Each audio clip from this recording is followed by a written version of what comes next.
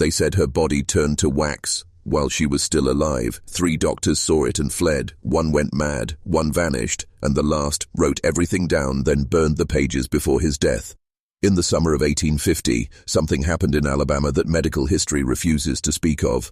Not because it wasn't recorded, but because it was, in vivid, blistering detail, and the details were too impossible, too dangerous to be preserved.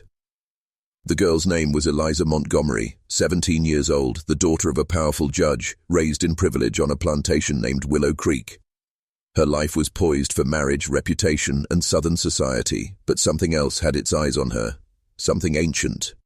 It started with heat, not fever, a warmth that moved through her like liquid light. She described it as fire beneath the skin, like her body was responding to an invisible command. Within a week, her flesh began to change, not rot, not burn, but lose shape. Her arms sagged like wax near a flame, her ribs pressed inward as if the bone was softening. Her skin took on a translucent sheen, like candlelight glowing behind parchment. 2 physicians saw her. They ran. The 3rd one stayed. Dr. James Barrett, a skeptic, a man who believed every mystery could be solved with a scalpel and a microscope. He didn't believe in curses, or ancient waters, or stories whispered by the last remaining slaves under their breath at night. But he would.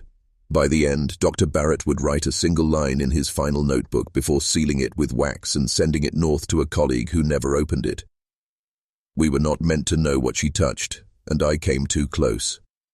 This is the story of what really happened in Willow Creek, of the forbidden waters, the lost tribal warning, the girl whose body began to dissolve while her mind stayed sharp and aware, and of a secret there. It still waits beneath the surface in a place they used to call where flesh surrenders. What you're about to hear is not a ghost story, it's a buried history, one meant to warp your understanding of what the human body is and who controls it, and once you've heard it, you won't be the same.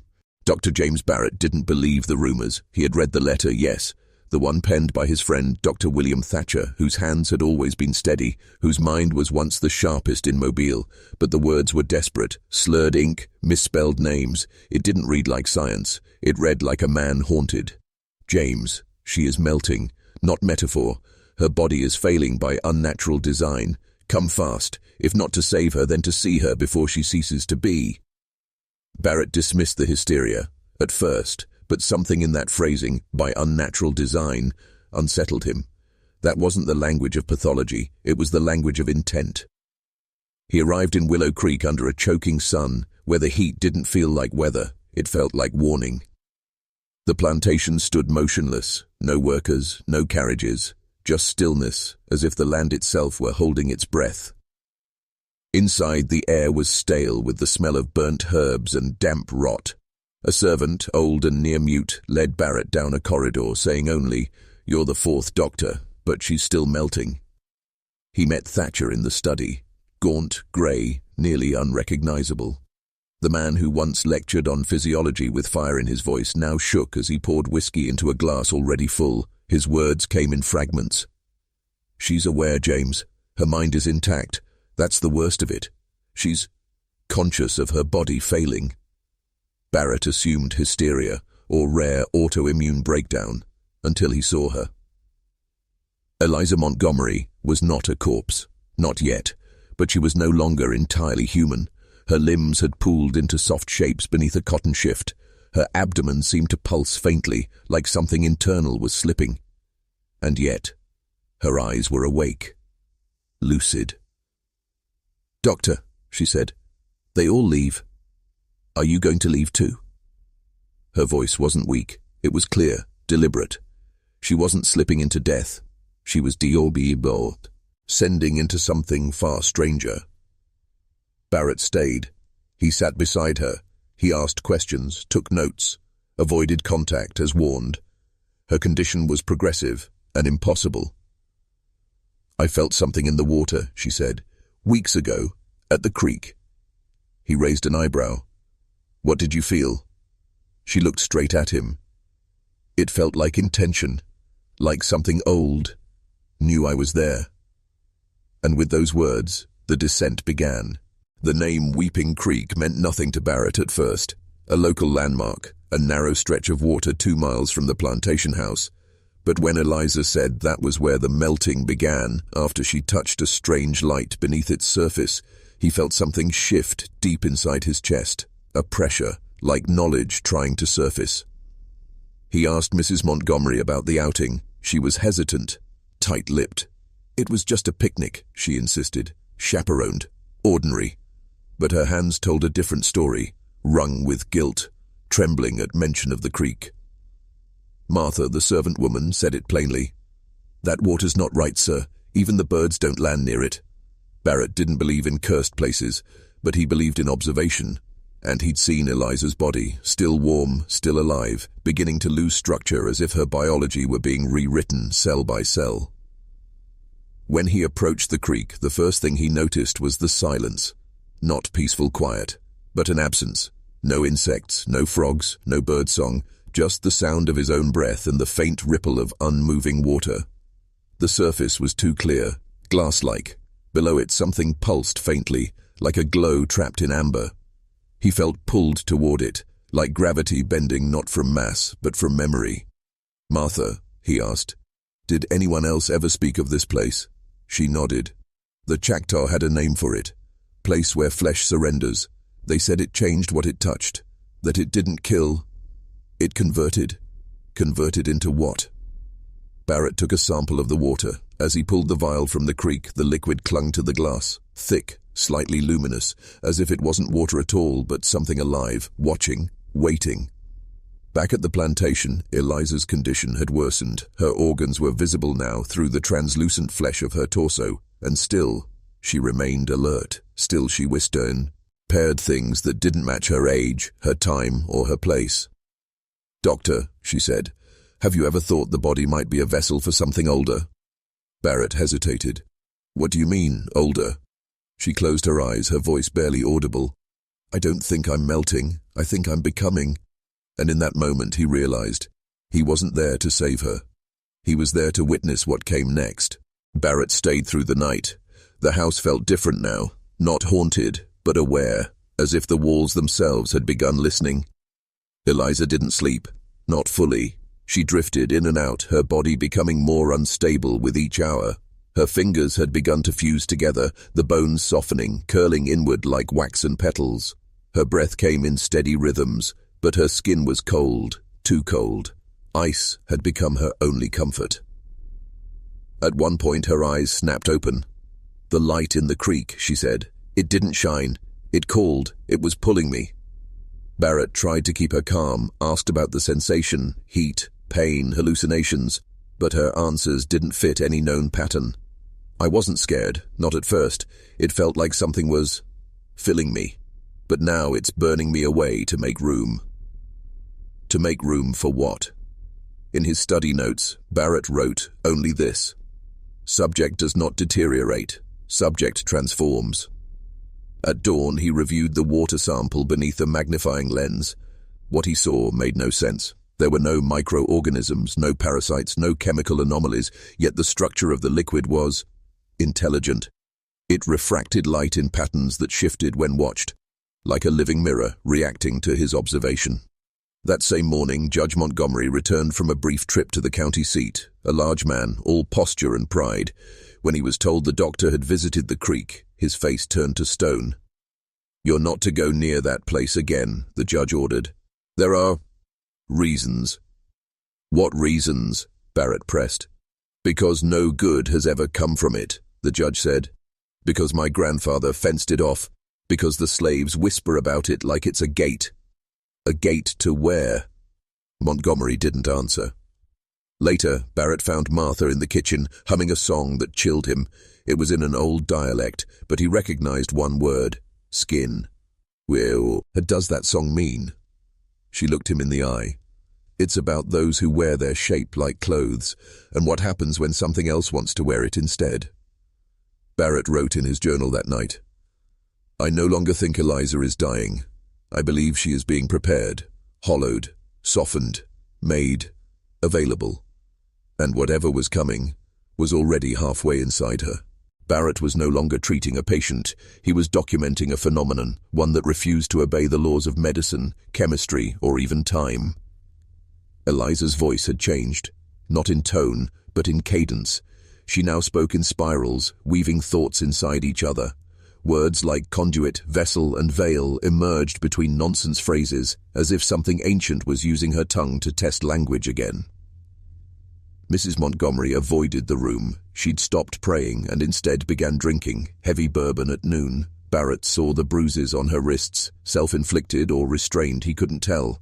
When asked why she wouldn't see her daughter, she simply whispered, "That's not her anymore."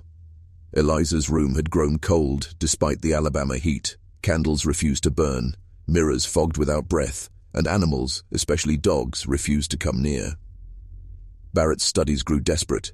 He contacted a colleague in Mobile who once spoke of transmaterial anomalies in coastal inlets, places where reality seemed thin, but the man never responded. Instead, a sealed envelope arrived. Inside, a drawing of a girl with no face, standing in water, surrounded by black vines shaped like hands. The caption read, "Don't let it finish."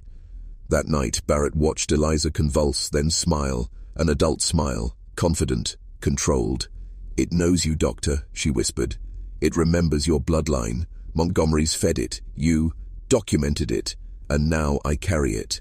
He asked what it was. Eliza's voice dropped an octave.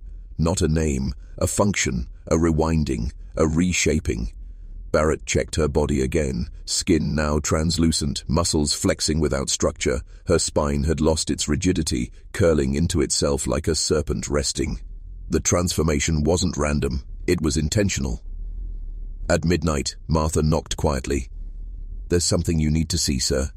In the root cellar beneath the house, beneath the floorboards, lay bones, not buried, stored, preserved, dozens, some small, all marked with black resin symbols. Martha said only, "The girl's not the first, just the first in your time." Barrett left the cellar trembling. He realized the truth he'd avoided since day one. The creek didn't infect her. The Montgomerys had fed her to it. July 9th, 1850. Eliza Montgomery no longer resembled a human child, not fully. Her limbs had thinned like softened wax, and her eyes now reflected light with a pale silver sheen. She could no longer sit up, but she smiled constantly, not with joy, something colder, like recognition. Dr. Barrett was no longer sleeping. He stayed up, scribbling equations and anatomical sketches, trying to rationalize the irrational. He measured the humidity, the barometric pressure, even the angle of moonlight. But the data refused to hold. Each night, Eliza became less organic, more symbolic. And the symbols were everywhere. In the shape of the cracks in the floorboards, in the frost that appeared on her window, in the mud Martha cleaned off the porch every morning. All the same mark, a looping spiral ending in a pointed oval, like an eye trying to close. Mrs. Montgomery, half mad from fear and drink, cornered Barrett in the hallway. "I told him not to go near that water, I told him. My husband thinks he controls this family. But this has nothing to do with control. It's a bargain." "A bargain with what?" Barrett demanded. "With what's under us," she whispered, "and older than time." That night, Eliza's body began emitting a low hum. Barrett recorded it on a wax cylinder, barely audible, but constant. When played backward, the sound triggered nosebleeds in 3 of the staff. Even Martha stopped entering the room. "She's being listened through," she said, "like a horn. You don't talk to her now, you talk to it." Then came the insects, swarming the windows, dozens of strange wingless beetles no one could name. Their carapaces glowed faintly and pulsed in time with Eliza's breath. When Barrett tried to burn one, it didn't die. It melted, not in pain, but in surrender. The liquid crawled toward the nearest wall and vanished into a crack. By morning, one of the housemaids was missed. Sing. Her shoes were still by the door, her apron found in the hall, but her body was never recovered. Barrett wrote in his journal, "The girl is no longer melting from the inside. The girl is being made habitable." Barrett awoke to silence. Not the peace of a sleeping house, but a silence that waited, a kind that pressed in on the eardrums, too deep, too deliberate. Something had shifted in the night. He approached Eliza's door cautiously. No candle would stay lit past the threshold. Inside, the air felt ancient, not musty, ritualistic, as if the room had become a chamber, a vault, or worse, a gate. Eliza was no longer on the bed. She was suspended, just inches above the linens, levitating slowly, her arms stretched stiff at her sides, her spine arched, but not from tension, from design. Her skin had become semi-transparent, webbed with silver filaments beneath. They pulsed rhythmically, like veins, but they weren't veins. They branched too perfectly, like roots. Barrett called for Martha.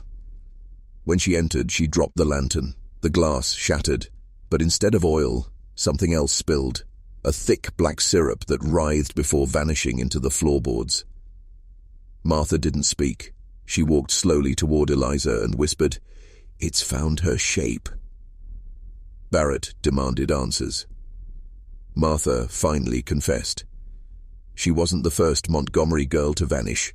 In 1791 they lost one, then again in 1812, always the same age, always after the water.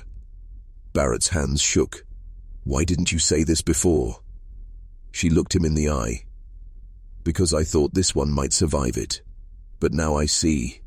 She's not the end. She's the beginning." Later that night, Barrett broke into the locked study of Eliza's father. Behind shelves of land deeds and maps of the Black Creek Basin, he found it. An original parchment, written in French, dated 1699.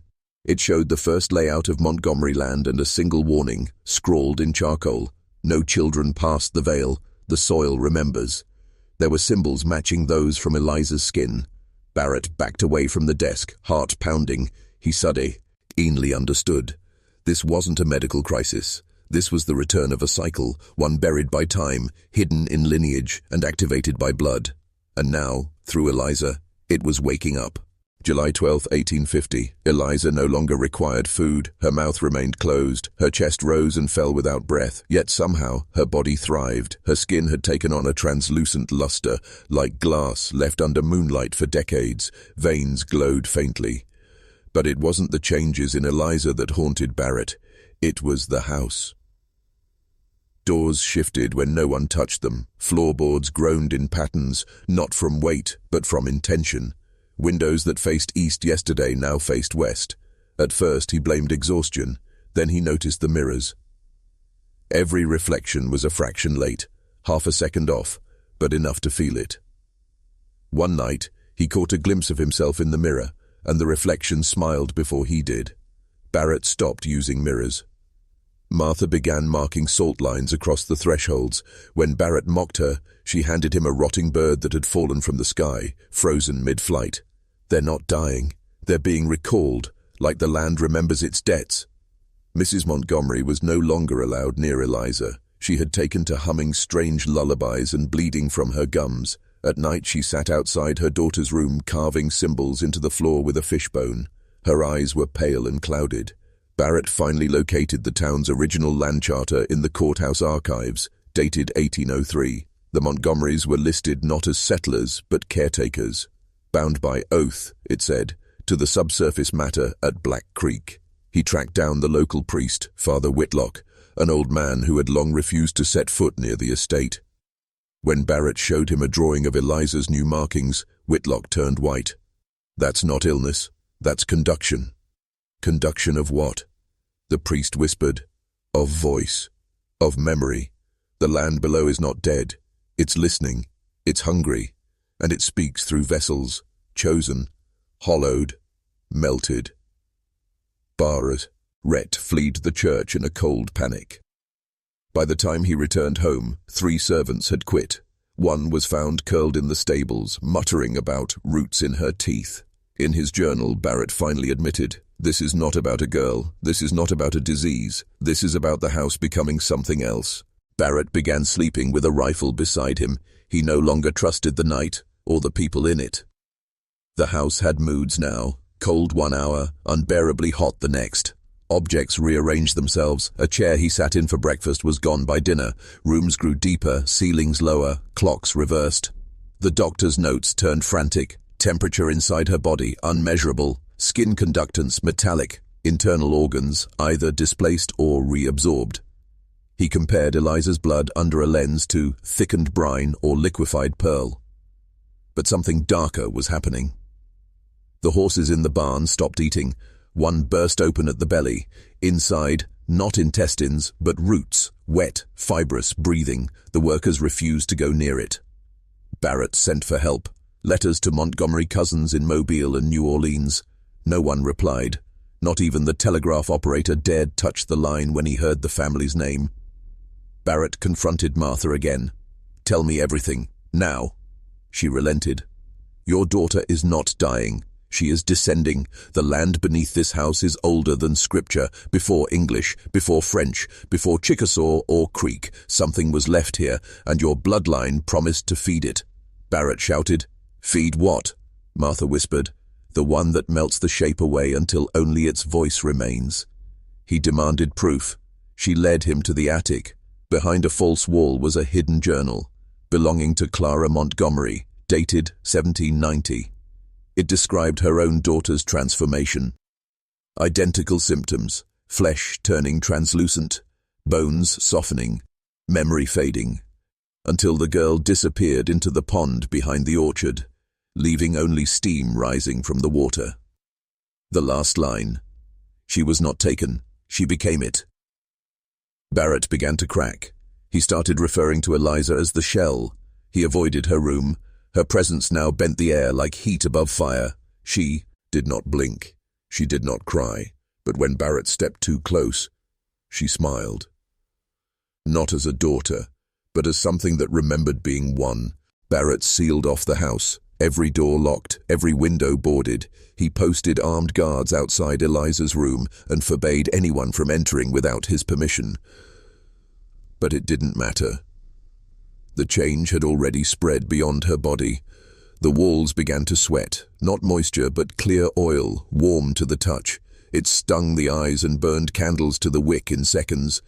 When he scraped it into a vial, it pulsed, like it breathed. The family dog tried to claw through the floor. When Barrett pried it away, he found its paws were blackened, its eyes milk white. It no longer barked, it hummed. He tried to get Eliza to speak. "Do you remember who I am?" he asked. Her lips parted. The voice that came out wasn't hers. It was his dead brother's. Exact, perfect, cruel. "You left me in the ravine, Barrett. I still remember the flies." Barrett vomited. That night, a storm raged, without rain, without wind. Just pressure, soundless thunder. The house quaked from within, not without. Plaster split in corners that had never existed. Barrett opened the basement. Something had broken through the foundation. Beneath the stone was soil that moved, not wriggling worms, shifting flesh, grey, translucent, layered, like the skin of a thing too large to surface. He dropped his lantern. It didn't fall, it slowed, drifting down like it had entered syrup. When it struck, there was no sound, only light.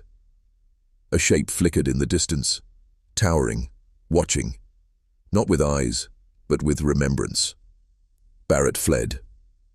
In his study, he scrawled one sentence again and again in his journal. "The house is not haunted. The land is remembering." When he finally passed out from exhaustion, he dreamed of Eliza walking through the orchard, leaving no footprints, only melted grass. And behind her walked 24 more. Children, women, all glowing, all unfinished, all once human. The orchard trees began to rot from the inside out. Apples turned black without bruising, leaves curled into sigils. The workers refused to go near them. One man who did returned with no memory of the past 3 years and skin that blistered in moonlight. Martha prepared for ritual. She wore black and blue, colors of decay and passage. She said the moment of unshaping was near. Barrett no longer fought. He wrote letters to dead relatives, whispering their names aloud as he sealed each envelope.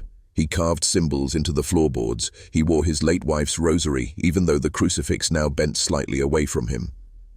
Eliza's room had changed. It was no longer square. The corners had curled in like a spider folding its legs. The bed hovered an inch off the floor. The walls wept what Barrett described as liquid mirrors. She didn't speak anymore, but everyone heard her thoughts. One man put a pistol in his mouth after hearing the words, "You will birth a copy of yourself that will consume you." Barrett made the choice. If Eliza was gone, if this thing in her place was only pretending, he would burn the house to the ground. He believed fire could cleanse, fire could end it. But when he struck the match, the flame froze, hung in the air. The heat traveled backward, up his arm, into his mind. He saw his own bones turning to salt. He dropped the match. It shattered. Martha screamed from upstairs. Barrett ran, too late. The walls of Eliza's room had opened, not torn, unzipped. Behind them, a tunnel of lightless folds. And in the center, Eliza, floating. No longer a girl, no longer even flesh. Just the suggestion of her face, held together by memory and grief. Barrett fell to his knees and wept. For Eliza, for what had taken her, and for what had been let back in. By morning, Eliza was gone. The room was silent. The walls had stitched themselves shut, as if nothing had ever opened. But the house was no longer still. The air had weight. Clocks no longer ticked. They pulsed. Mirrors showed images from other rooms, other eras. Barrett caught sight of himself as an old man in one, his eyes sewn shut, mouth filled with wax. He stopped looking into glass. Martha fell into a trance. For 3 days, she did not sleep, eat, or blink. She sat at the top of the staircase, whispering Eliza's name to herself. When she finally rose, her hair had turned white. She said only one thing: "She is the first, but not the last." Barrett tried to leave the estate. He made it as far as the river crossing, only to find that the bridge was gone. Not broken, not washed away, just never built. Locals wouldn't speak to him, not because they were scared, because they didn't recognize him. The Barrett name had vanished from county records. In the church registry, their family Bible, even his parents' gravestones, no mention of Eliza, as if she had never existed. Barrett went mad. He spoke in riddles, called himself the Witness. He wore gloves in summer and refused to enter any room that cast a shadow. But the worst came when the letters returned. All those messages Barrett had written to the dead. They came back, unopened, stained with grease, not ink, and each envelope now carried a second sheet inside. A child's drawing, crude stick figures, a house, a girl in a dress, and always a door in the sky, open, wide, waiting. Barrett tried to burn the letters, but they wouldn't catch. He buried them. They resurfaced in his coat pocket the next day. He carved one final message into the dining room wall. "Whatever took her is not done with us." And then he vanished. No body, no goodbye, no trace. 2 months later, a traveler passing through the outskirts of the Barrett estate spotted something unusual. A small girl standing perfectly still at the tree line, pale skin, dark eyes, and a white dress smeared with something that wasn't mud. She didn't move. She didn't blink. When the traveler approached, the girl said one thing in a voice too deep for her frame: "You were not supposed to see this." And then she vanished. No footprints, no sound of running, just absence. Word spread again. Locals whispered of the melted girl, of flickering lights in the forest, and shadows with fingers. A preacher claimed to hear humming beneath his floorboards. He fled town the next day, leaving behind a single page of sermon notes with the phrase, "She wants the rest back." Martha was found in the orchard, barefoot and smiling. Her eyes were gone, but she seemed at peace. When asked where Barrett had gone, she replied, "He's in the folds now, same as the others, same as me soon." Authorities searched the Barrett house. Again. This time, they found something. In Eliza's room, beneath the floorboards, were 27 teeth, human, child-sized, but they didn't match Eliza's dental records. They belonged to different children, no two alike. Worse, each tooth had a tiny symbol carved into its root, an ancient alphabet, untranslated, unfamiliar, unhuman. A federal investigator was brought in. He lasted 5 hours inside the house.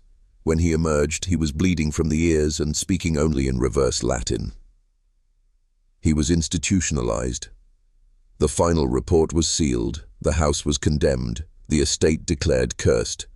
Locals avoided the area altogether. But some say the girl still walks at night on the edges of town. Her shape is not always right, her shadow is sometimes ahead of her, and her eyes, when you see them, look exactly like yours. In 1851, a new family, desperate, poor and unaware, moved into the abandoned Barrett house. Their name was Dandridge, a mother, a father, and 4 sons. They lasted 11 days. The mother, Eleanor, was the first to report strange smells, burnt sugar and spoiled meat.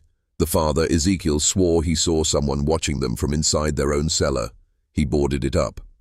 On the 5th night, the youngest son, Micah, began coughing black threads, not phlegm, not smoke. Threads, thin, oily, and moving. They found small cuts behind his ears, forming a perfect triangle. The local doctor said it was just fever hallucinations, but by morning, Micah was gone. No sign of forced entry, no blood, just his skin folded neatly on the mattress, like pajamas. Then came the whispers. The 3 remaining brothers complained of hearing Eliza's lullaby, but slowed down, played backward. Their dreams turned identical, a woman's face without features, offering them a spoon filled with fire. On the 10th night, Eleanor screamed. Her sons were sitting in the orchard, perfectly still, eyes open, mouths sewn shut with horsehair. She cut the threads. The boys were mute, unblinking, and weeping black tears. And on the 11th day, the entire Dandridge family disappeared.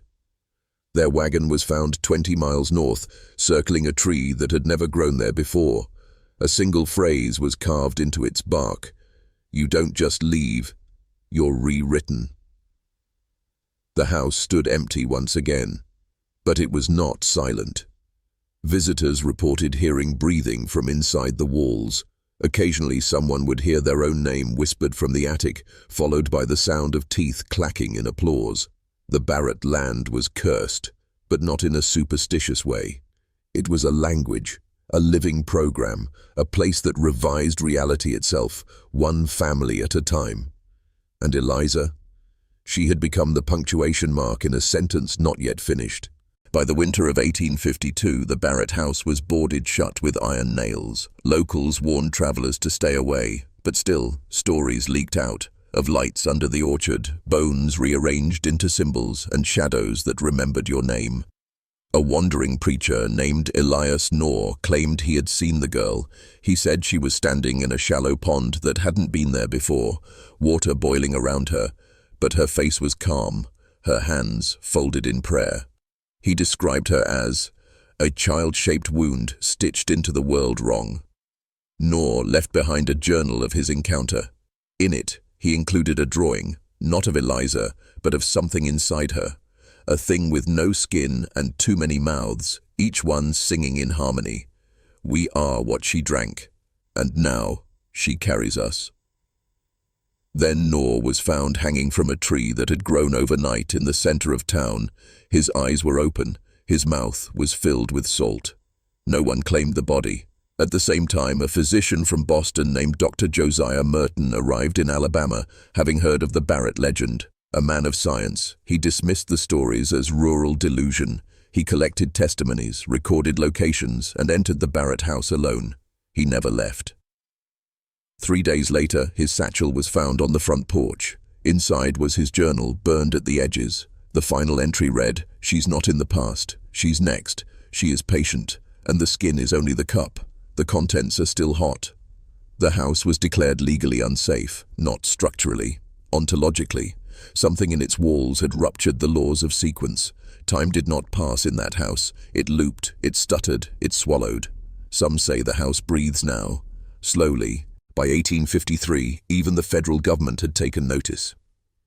Agents from the newly formed Office of Abnormal Affairs, a secret bureau buried under military jurisdiction, arrived in Alabama under the guise of land surveyors. They studied the soil, cut samples of the orchard roots, even dug beneath the Barrett house. What they found was not natural. 15 feet below the foundation lay a second basement, one no blueprint ever documented. Inside were child-sized beds made of iron, each with leather straps. The walls were carved with equations in Latin, Hebrew, and something unreadable, like a language made of migraines. In the far corner sat a jar. It pulsed. Inside was something suspended in thick red fluid, A heart, but not human. It had 3 ventricles. It blinked, and the moment the jar was disturbed, every lantern in the house went out at once. The agents fled. Only one, Agent Harold Mize, left a statement. He described a pressure in the air, like being inside a throat that was about to swallow. He spoke of children's voices speaking backward and the overwhelming smell of rust and lilacs. Then Mize went silent. He burned every page of his report and sealed himself in his hotel room for 3 days. When he emerged, he had no hair left, and his left hand was covered in mathematical symbols carved into the skin. He resigned, and the office classified the Barrett case as unresolvable. The land was condemned, maps were quietly redrawn to exclude it, and still, people kept disappearing near it. Hikers, trappers, a census taker, a group of 4 Confederate deserters. Gone. All that remained were fragments, boots without feet, mouths without faces, and one recording captured in 1854 by a phonograph engineer. A girl's voice, barely a whisper. "You cannot kill the vessel, only spill the ink." That phonograph recording, though dismissed as a fabrication, was later studied in the 1920s by linguist Dr. Ewan Delacroix. He slowed the audio by 40% and ran it through a spectrogram. What he found wasn't just a voice. It was a pattern. The waveform of the girl's whisper matched a shape found etched into Sumerian temple stones, a spiral with 13 notches, a shape believed by some occult scholars to represent an ancient symbol of containment. Not imprisonment, containment. What was being held back, and by whom? In his notes, Delacroix wrote, "We have been looking at the phenomenon as if it is human, but it is not. It is wearing a human story like a veil." Shortly after that, Delacroix disappeared during a lecture at Yale. His shoes were found on the podium. His mouth was open in the final frame of a photograph taken just before the lights went out. There was no scream, just static. The photograph, when developed, showed something impossible, a child's shadow stretching toward him, though no children were present. Back in Alabama, locals began noticing strange blooms growing near the site of the Barrett house, flowers that glowed faintly at dusk, flowers that turned away from the sun. A farmer who picked one died within the hour. His veins blackened, his blood boiled from the inside. Autopsy inconclusive. In 1855, a black preacher named Sister Valine claimed she'd had a vision of the girl, not just as a victim, but as a vessel born from design, constructed, selected, poured into. She was melted, Sister Valine said, because the shell was never meant to last. They needed something small, something hollow, and something holy. No one believed her, until the church bell rang by itself and kept ringing. For 7 days, by the end of 1855, no one would enter the Barrett land, not even for money. The orchard trees withered overnight, the soil turned the color of dried blood. Birds fell dead mid-flight above it, and livestock refused to pass its borders. Locals called it the Hollow Mouth. They said the earth there breathed. Then, one night, a fire was seen rising from the center of the field, but there was no smoke, no heat, just a column of flickering blue light that cracked the sky like a vein. A traveling doctor, Dr. Thaddeus Crane, ignored the warnings and entered the field to investigate. He never returned. But 3 days later, a box arrived at his boarding house in Montgomery. No note, no postage, just a sealed black box made of charred cedar. Inside was Dr. Crane's tongue, still wet, wrapped in cloth. The cloth bore a symbol, the spiral with 13 notches. Something ancient had been woken, or perhaps something long contained had seeped through the cracks. That same week, 6 children in the nearby township of Oakbriar began speaking in their sleep, identical phrases in unison.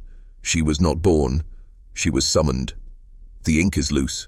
We are only paper." Parents tried everything, exorcisms, doctors, isolation, but the voices continued. And then, on the 7th night, they all went silent. At once. One girl named Emma Klein had scratched something into her wall. It wasn't a drawing. It was a map. It led directly to the foundation of the Barrett house. And under her bed, They found a page torn from a 200-year-old grimoire, written in a language no one alive should have known. Emma's eyes were open, but she would not wake. She was breathing.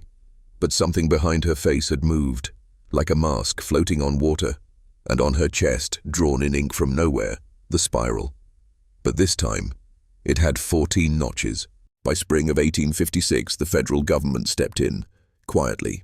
2 agents, officially listed as surveyors, were dispatched under the Department of War. Neither were seen again. Their journals, however, were later found buried inside a church wall in Mobile. The pages were burned at the edges, soaked with something metallic, and written in a shaking hand. The entries detailed what they'd found beneath the Barrett house, a sub-basement. Stone steps descending far deeper than the architecture allowed. At the bottom, a circular chamber with no apparent doors, no seams in the walls, and no source of light, yet everything inside was visible. Floating dust motes moved unnaturally, like they were suspended in gelatin, not air. In the center, a stone slab. On it, a dress, white, burned at the hem, covered in black wax. The journal says they touched nothing, only took notes. But by the final entry, both agents were describing the same dream, a girl with no mouth standing behind them in a mirror, her skin peeling inwards like she was being erased from the outside in. One of the agents tried to leave but reportedly vanished mid-step, his boots falling empty onto the floor. The remaining man wrote, "This isn't a haunting, this is an infection, and it's older than sin." After that entry, nothing more. Weeks later, the site was sealed under military order. Locals say the land was bought under a false name, never developed. No records exist now of the property or the family. But people still report things. Insects that melt into oil when touched. Children who wake screaming, drawing the spiral on walls, mirrors, even their own skin. And in 1998, a researcher from Auburn University investigating local legends uncovered a bone fragment in that same field. The marrow was still soft, and DNA results were impossible. Half human, half unclassified. There's no church record, no census listing, no headstone. But Adelaide Barrett was real, and whatever she became, whatever they turned her into, wasn't just confined to 1850. It echoed. In 1923, a chapel in northern Alabama burned to the ground. No accelerant, no lightning, no survivors. On the pulpit, carved into scorched wood, authorities found the spiral, 19 notches. In 1966, a psychiatric ward in Baton Rouge shut down after 23 patients began speaking in the same voice, each claiming to be the girl who melted. Their X-rays showed identical skull deformations, like heat had warped the bone. In 2013, a hiker disappeared in the Talladega forest. His GoPro footage was recovered. The final frame? A figure standing still among the trees, body blurry, face gone, not obscured, not damaged, just gone. No eyes, no mouth, just the outline of a child, breathing. And behind her, a spiral drawn on the bark of a tree. 20 notches. The truth is this: some things are not buried. They're folded. Folded into the cracks of our understanding, hidden in architecture, in ritual, in the bodies of children who dream too vividly. Adelaide Barrett did not melt. She wasn't human long enough to die. She shifted, became the ink in the stories we try to explain away as legend. And maybe that's the worst part, that this isn't a ghost story. It's a process, still unfolding. So the next time you see a child drawing spirals, or speaking a language she's never heard, or standing too still in the corner of a room, don't ask who she is, ask what she remembers. Because if she remembers everything, it's already too late.